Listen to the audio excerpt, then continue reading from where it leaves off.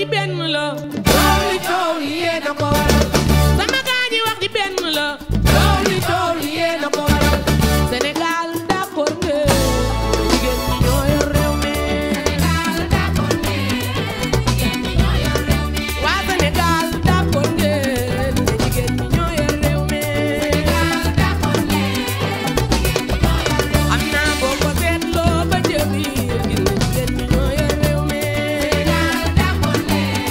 jigéen ñi ñoo yor réew mi mbootaay bu ñëpp di soow fii jigéen ñaa leen doole Sénégal d'accord nga jigéen ñi ñoo yor réew mi fii lu fi riir ba ñëpp di ko joow dinañ ci ràññee loxol jigéen ñi Sénégal d'accord nga hôpital la ñuy ràññee ne fa la liir yi juddoo kon mu ne fa ma sosoo naa leen defal teraanga jooj ba pare lu ma defati ëllëg mu door a mun a saf kon loolu la Moustapha Sow def jóge fa barki Dembo Ndiaye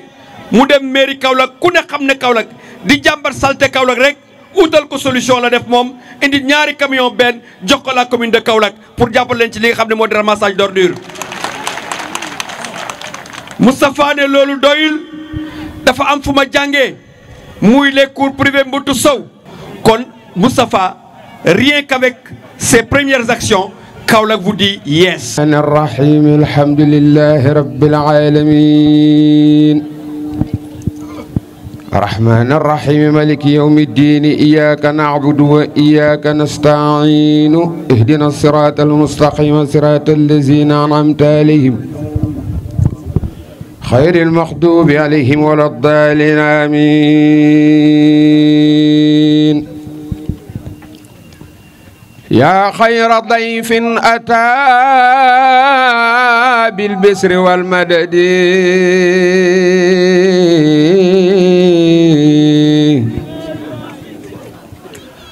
أهلا وسهلا وترحيبا بلا عدد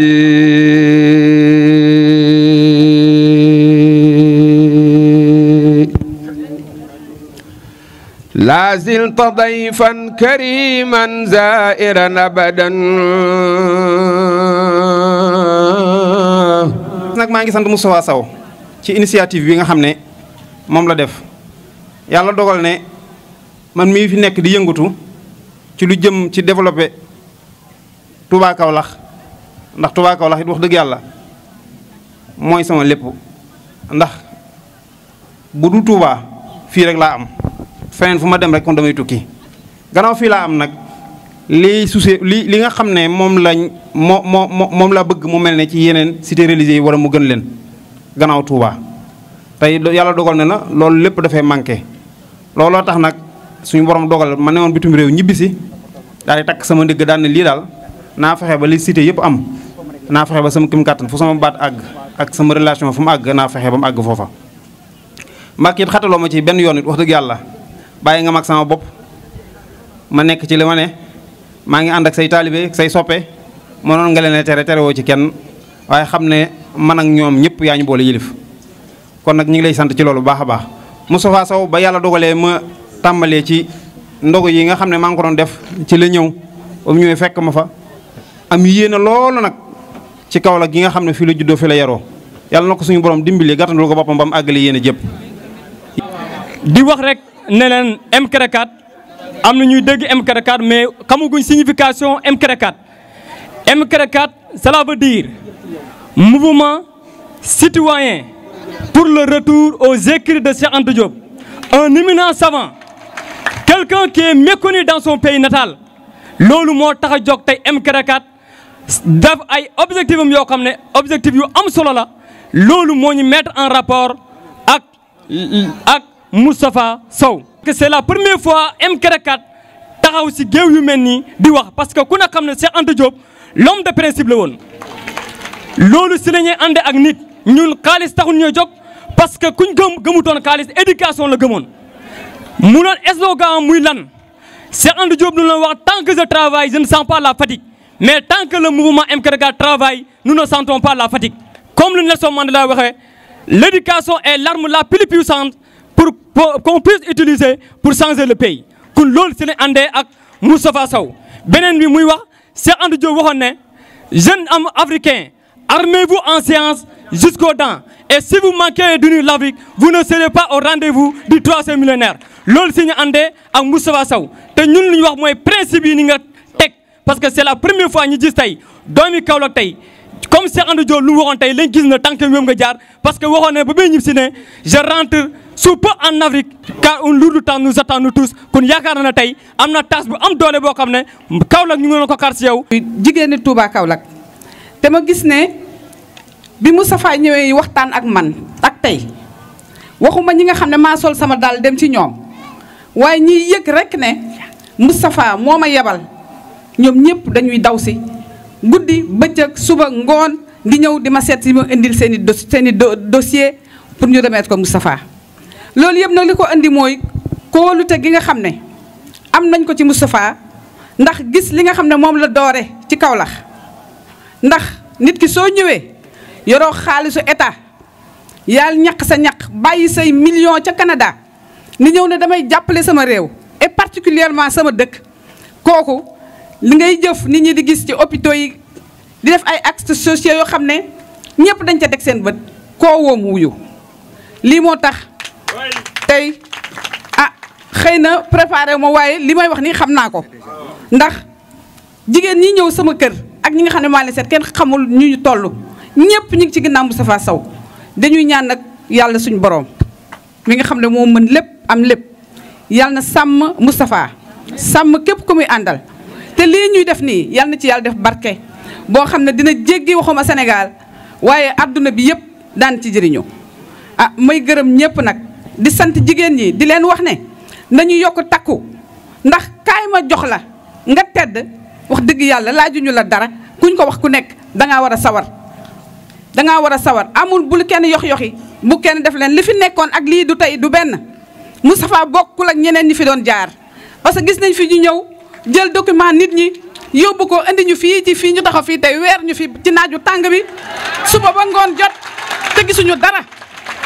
kon kii nga xam ne alalam la yore macha allah bëgg ñu cee jàppale te yàlla rek tax bëgg ñu retrouver suñu dignité ñun ñëpp nañu topp ci ginnaawam li mu bëgg ñu bëgg la ko li muy def ñu def la ko. Moustapha Sow bés du tuuti borom lay tolloo Mouhamadou Ndiaye Rahma moo ñu fi yebal délégation bi nga xam ne tey jii moom la fi yebal mën naa ne Badara Ndiaye moo ko jiite. gannaaw bi ko Badara Ndiaye jiitee man mii aw de sere yore kaddu Modou Ndiaye Rahma ci Kaolack maa ci topp ànd ak El Hadj Ndiaye ànd ak Mbaye Ndour ànd ak El Hadj Ndiaye ànd ak Bàcci Diop loolu mooy délégation bi nga xam ne moo la fi moo Ndiaye yebal. Moustapha Sow xale bu loxoom setee mu mën a bokk ak ay mag yaa baax kenn du ko for yaa baax dañ koy liggéey bés du tuuti mukk borom lay tollool liggéey bi nga liggéey ci Kaolack ndangaan say at yeggu fa sa xam-xam toll sa xarañ fa toll fa sa bëgg Kaolack ndangaan toll fa dama ne yow bokk ci ñi nga xam ne sago Kaolack ndangaan lañ Kaolack ndangaan dañ leen di tiitaroo di leen sagoo moo Ndiaye Rahma nee na bu ñu ñëwee fii ci say biiru bokk say biiru soppe say biiru nawle nañ la gërëm sant la xamal ne engagement bi nga jëloon ci gannaaw ba tey engagement boobu amul lenn loo ci fecci te bu soobee yàlla nee na moom ku ko lebal ker mu fay la guddi. olof day wax ne montre yu baax yi ñoo bokk heure moon Ndiaye li muy béy ci Kaolack ndangaan Serigne bu mii di ko béy ci Kaolack ndangaan Moustapha Sow di ko béy ci Kaolack ndangaan yéen a bokk bëgg-bëgg ci Kaolack ndangaan yàlla na yàlla mottali seen yéene. ñu nekk nag ci fukki fan yi nga xam ne ci la ñu goralee doomu aadama ci jahannama yàlla ñu yàlla boole képp ku teew fii yàlla na la yàlla goreel ci safara ci darajay Seydina Muhammad ci barke weeru koor moo Ndiaye gërëm na la sant na la nee na carrément am na mbégte mu yaatu di ànd ak yow ndaxte xale bu set loxo nga xale bu baax nga xale bu am yar nga. li may commencé nag mooy ci Moustapha Sow balaa may wax ci affaire technique nit la di jigéen am yëg-yëg ba pare def sociologie donc xam naa nit tuuti Olof Ndiaye dafa wax ne bay sa wewu tànk kon Moustapha lii nga xamante ni moom la ñëw indi ko Kaolack fi mu ko war a def foofu la ko def mais fi muy dalale suñu xel ñun jigéen ñi mooy daf koo commencé ci ay famille wam ci ay mbokkam parce que macha allah booy boo ngeen tàcc bu baax parce que ay mbokkam yëpp fi ñu jaar ñoom ñëpp a ko gërëm def nañ fi 2 semaines yoo xam ne dañ doon wër groupement yi waaye fépp fu mbokkam nekk gërëm na ko loolu rek dafa jara sant yàlla te loolu dafay wone ni kon kii ñëwul pour naxaate yéen xam ngeen ma xam naa leen xam ngeen ni fii ku fi ñëw formation la doon jiital teg ci financement wala du dëgg waaye gis ngeen moom ni mu def kon xam ngeen ni loolu du ay naxe mbaay kon tàccu leen loolu ma xool. voilà ñëw nag ci wàllu financement bi incha allah bu ñu paree léegi dañuy commencer joxe chèques yi te j'espère que li ñu waxante woon fàtte woo leen ko. voilà man nag lenn laa leen di ñaan mooy que ne fii ñu fi nekk ñëpp ay jullit lañu ay goro fi tase te wax naa leen Kaolack du ma fi gan yàgg naa fi ñëw li ma leen di ñaan mooy ci barke weeru koor bi rawatina tey jii nga xamante ne am na ñu ciy def seen laylatul xadr kóllëre googu na ngeen ko sàmm waaye ngor googu aussi na ngeen ko sàmm ba Moustapha fi mu bëgg a eggale Kaolack ngir laay war a suuli yi ngeen jàppale ko mu eggale foofu Kaolack bu leen wor dama leen ko ñaan te nag sama wax du neex du lewet Moustapha ku ko wor yàlla na la yàlla wor kon nag bu leen ko wor bu leen ko wor nañu ànd ak moom jox ko loxo jàppale ko te yàlla tax pour Kaolack mën a développé wu wax naa leen ni ñëwoon naa fi Kaolack am nu mu mel ni mu mel ba tey dafa des nañ ko jox xale pour xale bi defar ko te xale boobu Moustapha Sow lay doon incha allah ndax nag wax moom dañ koy wax ca digg ba rek bu ko defee ñu déggandoo ko ñun ñëpp financement yi après am na fi ay convention dinañ leen ko liiral kenn ku ci nekk waxoon nañ la booy ñëw na sa trésorière ak présidente bi ak secrétaire général bi ànd ak yow ñu toog ñu liir ko ngeen comprendre ngeen signé ko ñu jox leen xaalis bi ngeen jàpp ne xaalis boobu aussi du xaalis baytimaan du xaalis bu ñu sànni ki leen bëgg a dimbali jox leen financement ne tegu ci benn intérêt kooku ndimbal mënut a weesu loolu te après dañuy waxtaan xool nu ngeen koy fayee nu ma gën a oyofe rek ba du metti kon kooku jar naa tàccuwaat leen ma xool. voilà léegi nag ñëw ci montant bi Moustapha décaissé na 20 millions yoo xam ne première tranche bi dinañ ko joxe tey incha allah beneen tranche bi dans quelques mois dinañ ko génnewaat mais ñi fi teew ñëpp kenn ku ki nekk sa groupe tey di nga yóbbu incha allah sa chèque su neexee yàlla. di gërëm Moustapha ndax Moustapha daf may fàttali Pape Idrissa Gueye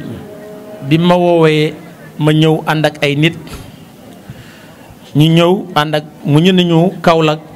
yéen ñu mën a remplacer yéen a ko mën a defar je me rappelle yaakaar naa Moustapha Sow bi ma njëkkee gisee ak moom mu ne ma Kaolack laa juddoo Kaolack laa dëkk dama ne ko ñëwal jàppale ñu loolu laa ko wax mi ngi nii ba ma ko njëkkee xam ay maintes fois am nañ ay réunion ma woo ko fi yàlla def xëy na empêchement jàpp ko mais bi ma déggee mu jël ay initiative di ko def ci dëkk bi dama ci kontaan te li ma ci gën a neex mooy ba ma déggee ñu ne jël na ñaari camion ñuy jox ko mairie bi parce que loolu d'accord naa ci su yàlla defee nit yor mairie du partisan dañ ko dénk dëkk bi kon képp ku am loo xam ne nii day defar dëkk bi mu nekk ci domaine am ah soo ko joxee wàcc nga kon nag loolu maa ngi la ci félicité bu baax comme ni ma déggee góor gi di ko wax léegi naan nit day jaar ci bunt bi alxuraan moo ñu wax watul buyuuta min abwaabihaa nit mën naa dugg ci kër waaye bu tëbee bu dee këram sax bu doon dugg tëb gardien bi mën na koo dóor parce que bala mu koo xàmmee kon loolu am na solo di la gërëm tamit ci initiative yi ngay def pour jàppale jigéen ci financement te loolu tamit dama ciy seede ndax Alioune Diouf mii moo ma woo keroog parce que chambre de commerce dañoo am ay commission yu ñuy tegaat ñu amoon problème mu kan lañ mën a jox commission financier et non financier mu ne ma Moustapha Sow d'accord na pour jël ko kon loolu mooy wane ne développement Kaolack moo ko ñor partisan ñoru ko mi ngi ci mairie bi mi ngi ci chambre de commerce mi ngi ci loolu continuer ci noonu kon vraiment maa ngi la ci encouragé bu baax a baax a baax di wax rek ne Kaolack ñun yàlla may nañu ñi ngi fecc sax macha allah li ñuy wax naan bu la yàlla tàccoo boo feccul du doo fecc waaye ñi ngi fecc ndax Sénégal kenn mënu koo defar génn ci Kaolack kenn mënu ko defar génn ci Kaolack waaye ñàkk nit ñi ànde ñàkk nit ñi defee mën nañ dem ba suñuy résultat duñ ko gis ndax bu dee économie Dakar ëpp ñu économie parce que li la koy jox exemple rek mooy boo taxawee fii balaa ngoon nga compter 350 camions yu traversé Kaolack di dem Dakar kon économie dañ koy créer ba 350 camions yooyu des fa kon loolu Moustapha ak man ak yow ak ñun ñëpp c'est notre devoir. Moustapha bu jëlee dara jox leen sam papa daan na ma wax dara danaa leen ko wax daf ma daan wax ne foo dem jël million kenn yëgul nga delloo ko kenn yëgul ku la ne am nga million neel waaw waaw foo dem jël million kenn yëgul nga delloo ko kenn yëgul ku la ne am nga million neel waaw loolu mooy lan mooy lan mooy bu ngeen dikkee ci moom mu lebal leen million fexe leen ngir yàlla fay ko bu kenn yëg bu ci issue dugg bu ci keneen dugg kon bu ngeen fa demaatee suba ne ko suñ ne leen am nga million bul ne déedéet demal ci moom ne ko joxaat ma million bi da la koy jox loolu mooy loolu kon bor day yokk nit. félicité ci li nga xam ne gis naa ko tey fii di félicité organisateurs yi Moustapha mu ngi may fàttali léegi que yàgg nañoo xamante bi ma nekkoon Nestlé moom mu nekkoon UBA ma ñëw tey Serigne Mboup invité ma tey fii à Kaolack ñu xëyee Sandiara xool zone industrielle yi ñu bëgg nag établir un pont entre Kaolack ak Sandiara parce que man fii laa jàngee fii laa amee bac li ma am yëpp Kaolack moo ma ko may kon ci yéen laa bokk. dëgg la waay. kon Serigne maa ngi lay remercier d'abord ci invitation bi di remercier également Moustapha ak aussi autorité Kaolack yëpp lii dafa am importance maa ngi doon wax Moustapha léegi que il faut absolument ngeen continuer lii yéen ak commune bi ngeen continuer yéen ak gouvernement bi ngeen continuer yéen ak ñëpp ñi nga xam ne mooy les forces vives de Kaolack parce que man kat li ma gis mooy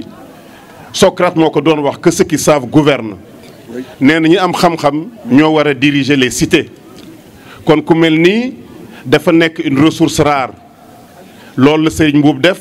loolu la également ñu bëri ci nga xam ne dans le monde ñi développé wu dafa laaj borom xam-xam borom koom-koom borom aussi vision ñoo mën a développé dëkk. kon dama kontaan trop ci seen ànd bi kontaan ci le fait que Serigne nga xam ne moom c'est un industriel Serigne nga xam ne moom c'est un homme de développement nekk un chef d'entreprise kooku moom war a ànd ak des financiers parce que avant tout. ñaar yi ëpp importance mooy koom-koom ak xam-xam il faut que Kaolack dégg naa léegi ñu koy wax moo am le savoir-faire et le savoir-être yooyu mooy base fondation yi nga xam ne mooy yore dëkk waaye loolu doyul dëkk il faut mu am koom-koom il faut mu am économie il faut mu am économie primaire ay usines ak également mu am économie tertiaire mooy liy Serigne def mooy le cœur de ville kon je pense que ñaar yi suñu lëkkaloo dafa mën a yóbbu dëkk bu sori. ma jàpp ne Kaolack kenn du ko defar. sans Kaolack waaye sans cadre Kaolack gi su ma ne cadre Kaolack nag ci fànn yëpp laa bëgg a wax cadre ci fépp lañ koy doon kon il faut que ñu war a jiitu ñu ànd liggéey suñu dëkk Serigne Gueye Diop wax na ko léegi nee na ñi bëri ñi am xam-xam ñoo war a jiitu ñoo war a doxal ñëpp jàpp ci xam-xam nag ci wàllu bu mu mën ci doon te man ma toll fële di gis. ak a dégg li Moustapha Sow di def nekk doomu Kaolack ñëw di ci jàpp ngir Kaolack jëm kanam rek donc kese ku gis ni muy doxalee nga xam ne bëgg ko xam bëgg dëkkam rek moo tax muy def man nag loolu ku koy def rek danga may daal di yéem ndax ku deful lool rek man la ngay def daanaka du tax mu soxal ma lool ndax man mii ci sama bopp loolu dong moo ma dugal ci loolu ñuy tuddee politique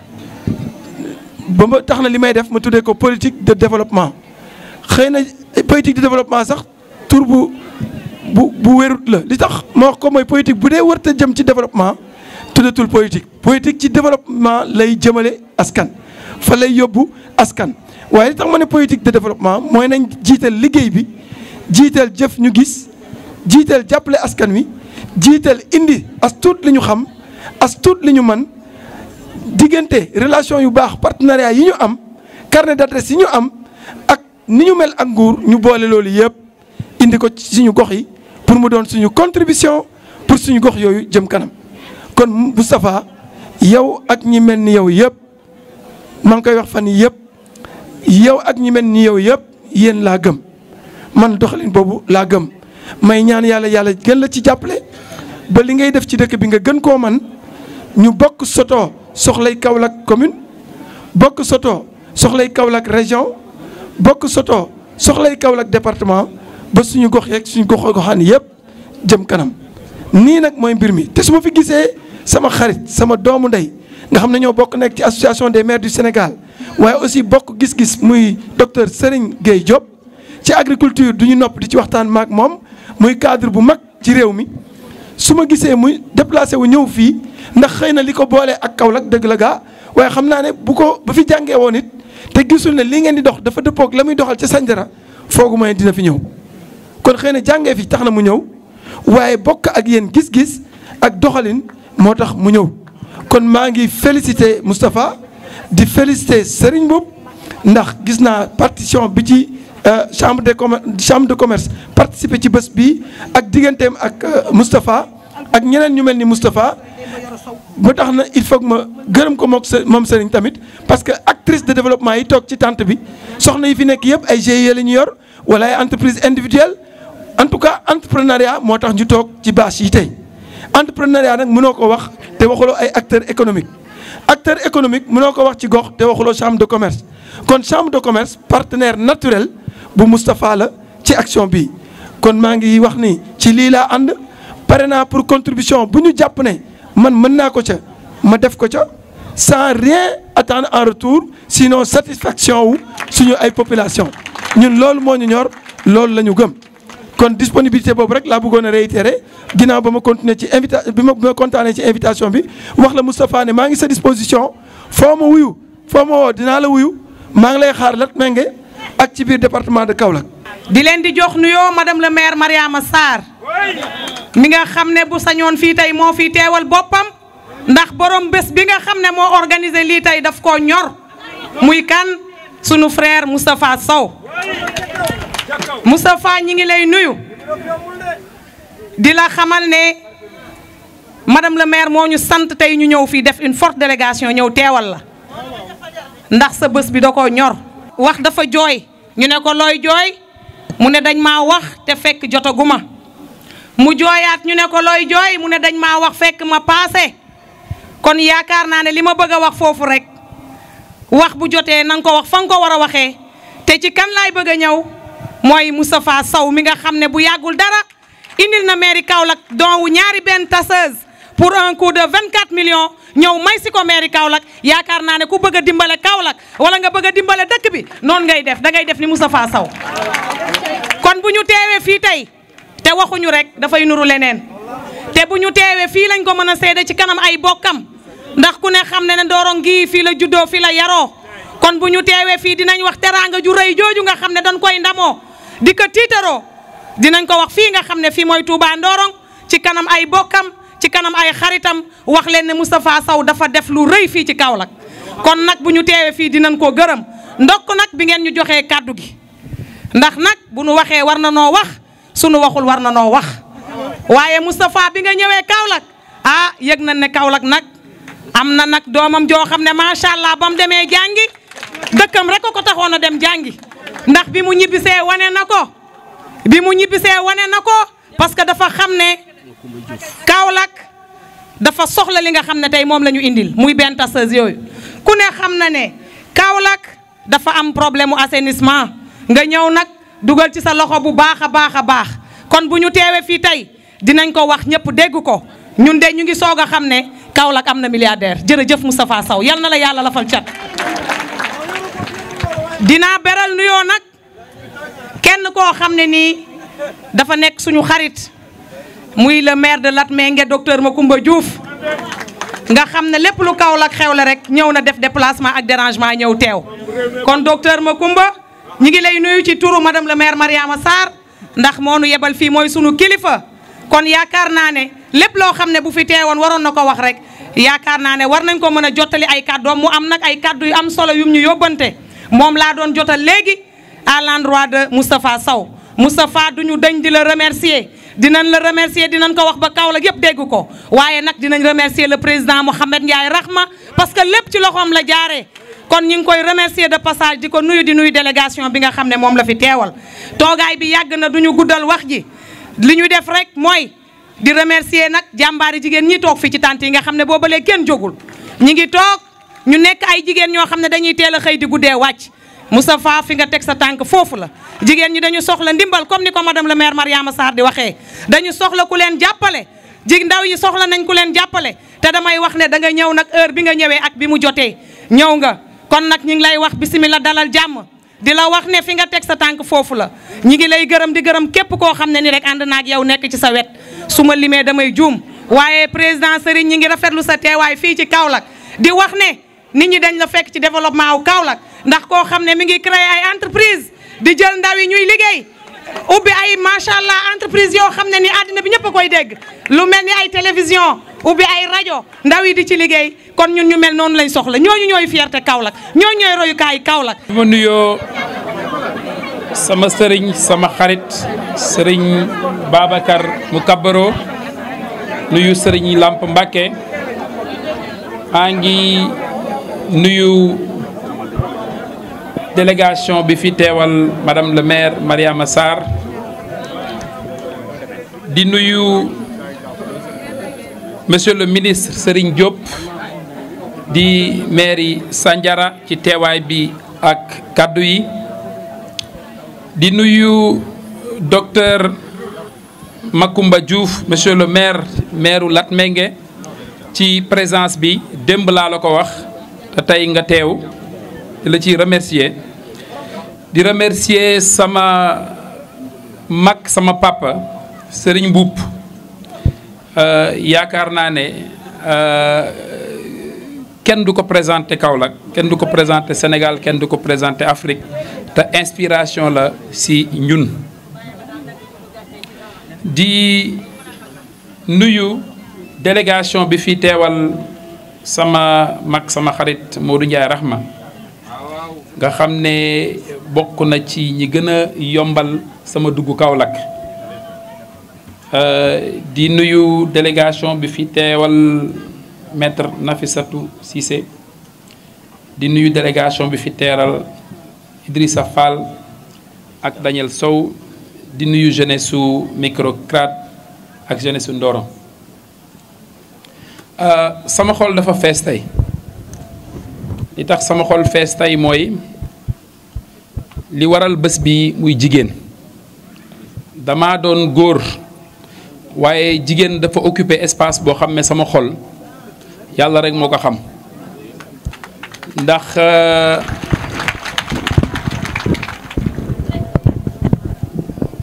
sama yaay ji toog sama ginnaaw dafa am taxawaay boo xam ne da koo taxaw boo xam ne mën naa ne lépp lu xew tey moom la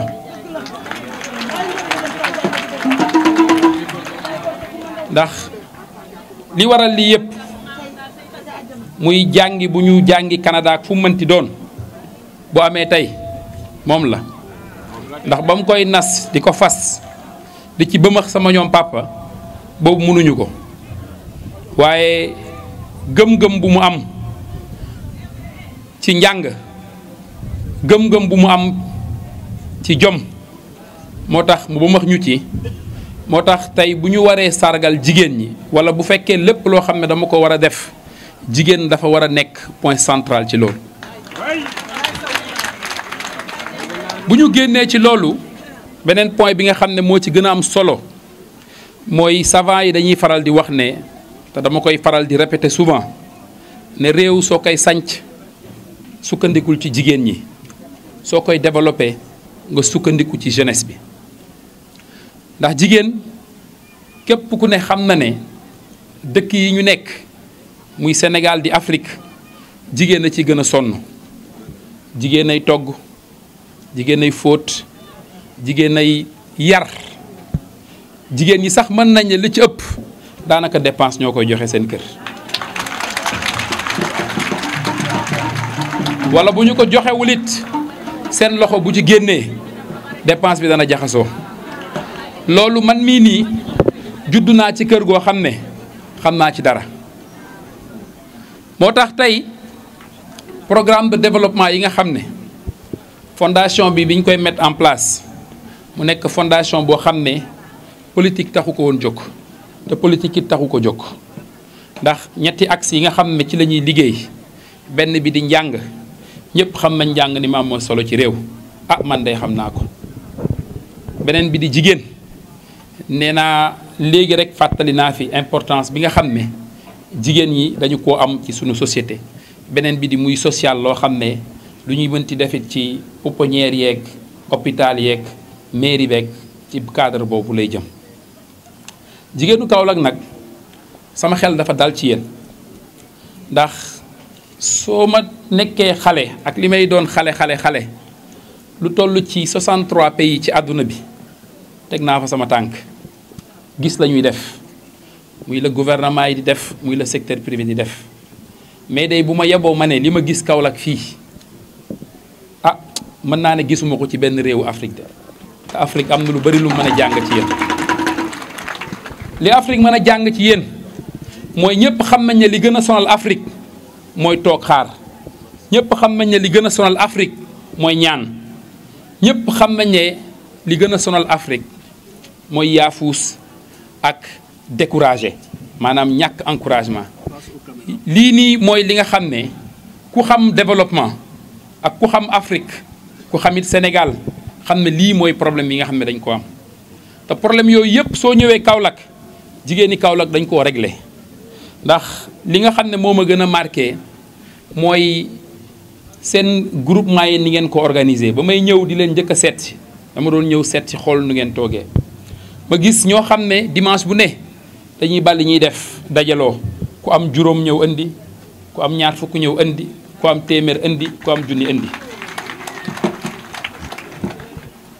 kenn xoolul lu sa morom di def kenn xoolul lu sa morom di am ngeen dajaloo ko mu doon benn som ngeen koy lebalante seen biir ñii bu ñu liggéey fay ñii bu ñu liggéey fay ngeen di mën a faj seen soxla donc soo ñëwee fekk liggéey bu mel noonu ngeen def ko ba pare kuy ñëw di leen jox lu mu leen mënti joxit boppam lay dimbali bu fekkente ne moom la ko tax a jóg mooy développement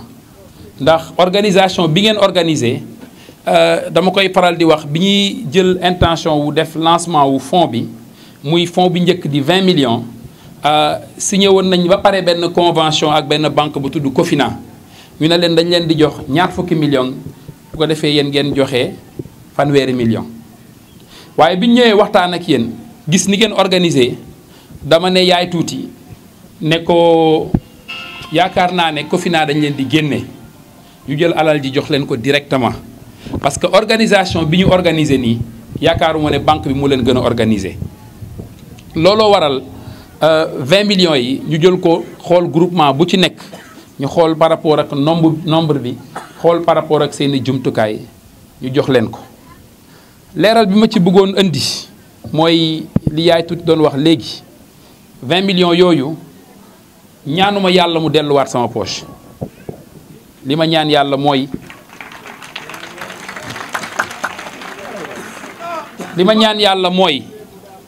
balaa at bee jeex mu doon 50 millions ngeen téye seen 30 yeneen 20 yi ngeen delloo ko seen moroomu jigéen ñi ñu liggéey bébét boobu laa ci am te bébét boobu nag li tax ma am ko ndax ñëpp xam nañ alal nu mu jegee xol ñëpp xam nañ xaalis ni mu amee njariñ ci àdduna bii soo gisee loolu li tax ñu def ko mooy dañoo am certitude ne 20 millions yi ñu leen jox li ma limee 50 millions ba ne 20 millions yi 30 millions yi 20 millions yi ci topp ngeen jël def seen poche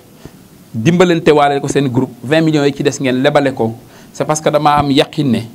jox leen ko yéen directement moo gën a wóor sax jaarale ko ci banque ndax xel mu dal ci yéen. di delloo njukkeel di leen delloo gërëm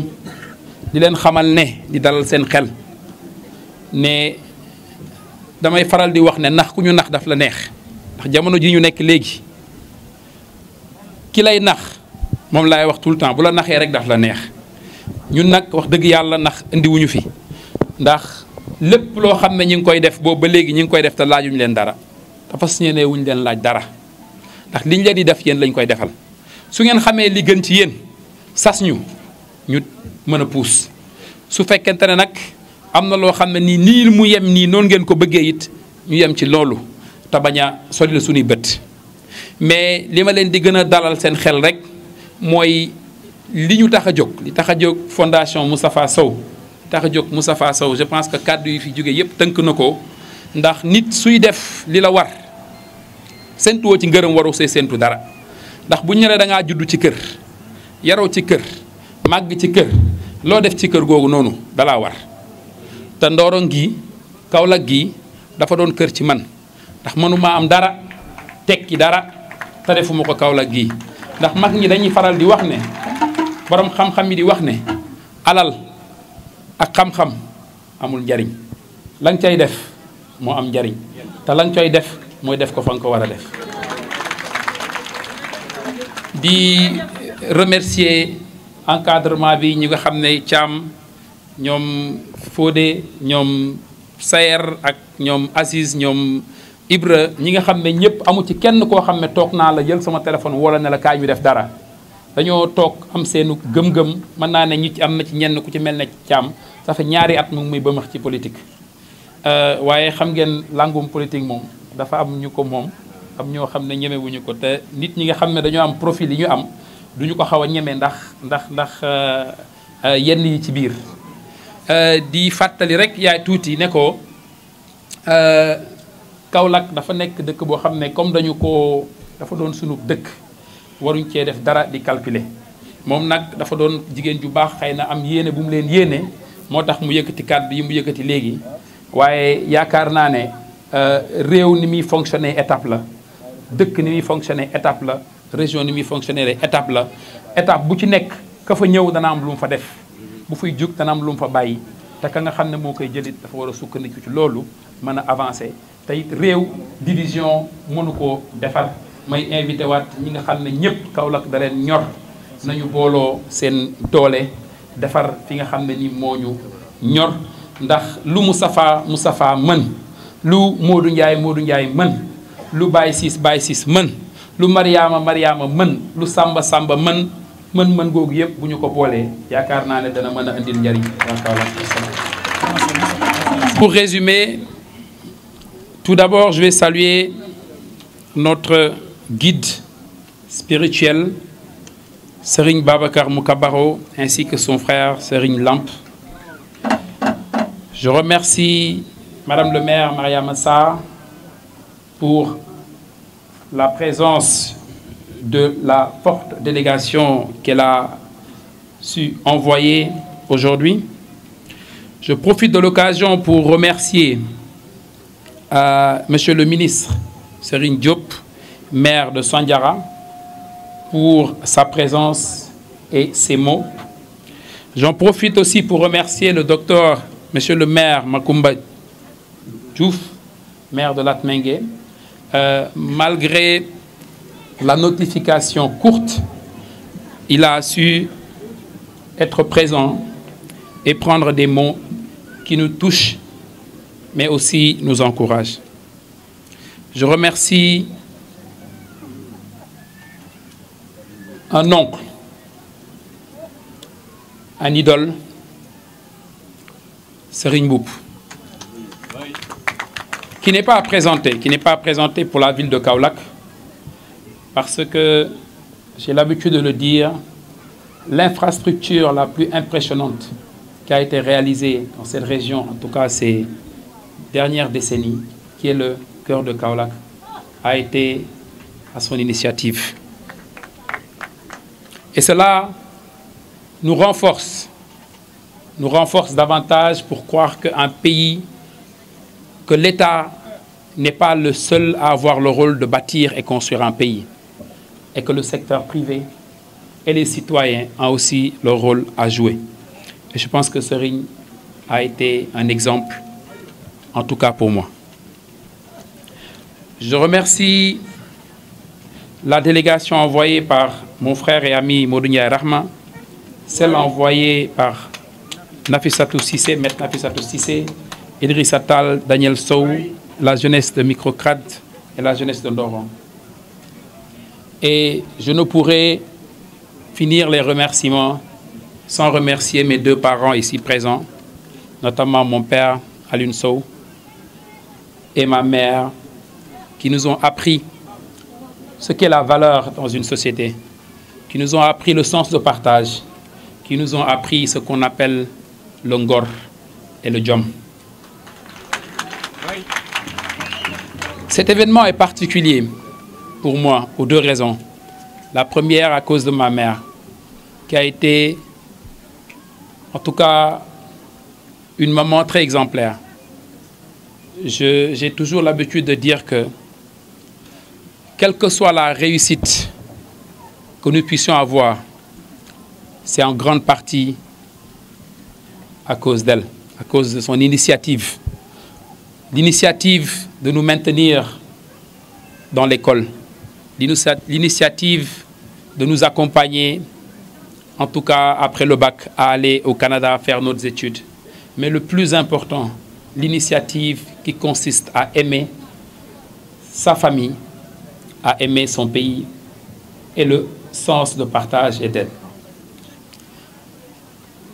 Ces valeurs, ma mère n'aurait jamais pu nous les inculquer, n'eût été mon père. C'est comme on dit en Wolof, Kër Baye.